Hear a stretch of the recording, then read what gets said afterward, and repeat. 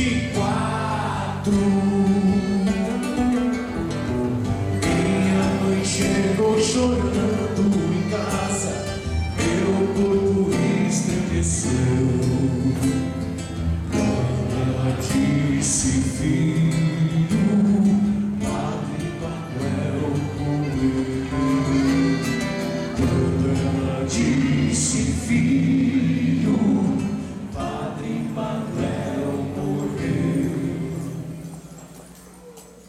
Era um tempo de revolução, era sangue por todo lado, maracatu e chicanos pegando por esse chão.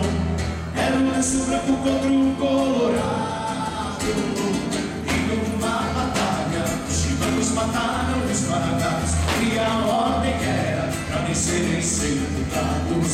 Quem fizesse isso seria do outro lado, quem fizesse isso seria condenado.